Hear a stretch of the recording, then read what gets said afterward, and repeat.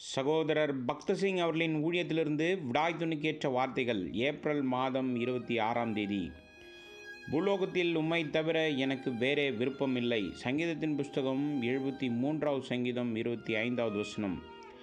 தேவனை நாம் அவர் இருக்கிற வண்ணமாக தரிசியாதபடியால் தோல்வி நிறைந்த வாழ்வை வாழ்ந்து கொண்டிருக்கிறோம். நம்முடைய கண்கள் எப்பொழுதும் நிலையில்லாது இருக்கிறது. ஒரு கண் கர்த்தரின் மேல், மறு கண் உலகத்தின் மீதும் பதிந்து வெவ்வேறு திசைகளில் இருக்கிறது. பல வருடங்களுக்கு முன் அலகாபாத்தில் ஒரு கடைக்காரனை நான் அறிவேன்.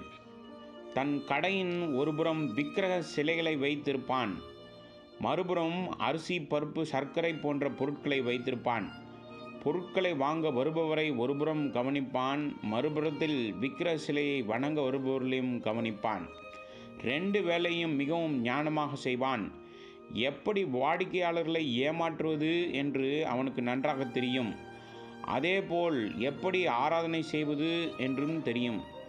இதேபோல்தான் விசுவாசிகளும் ஒரு கண் ஆண்டவர் மீதும் மறு கண் வேறொரு காரியத்தின் மீதும் இருக்கிறது.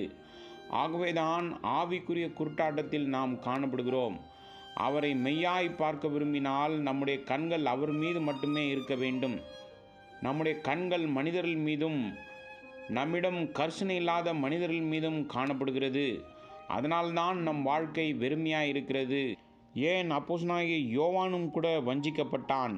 தேவன் யோவான் மீது அன்பு வைத்து பல காரியங்களை காண்பித்தார், கொடுத்தார். எல்லா புஸ்தகங்களை காட்டிலும் வெளிப்படுத்துதலில் பல ரகசியங்களை நீங்கள் அறியலாம்.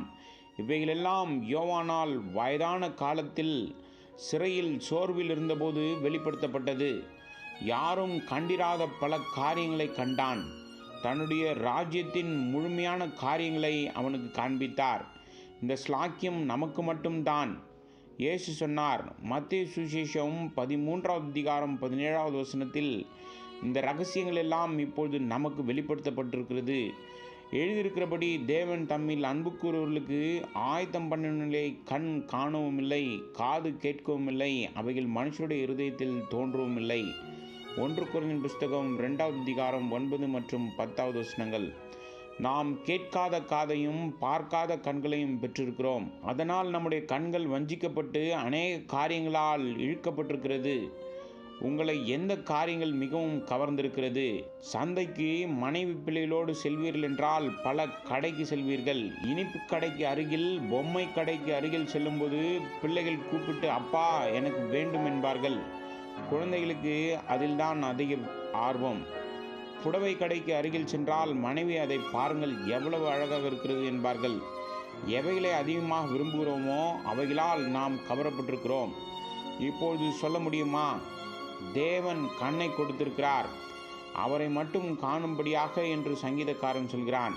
உமது வேதத்தில் உள்ள அதிசயங்களை நான் பார்க்கும்படிக்கு என் கண்களை திறந்தருளும்.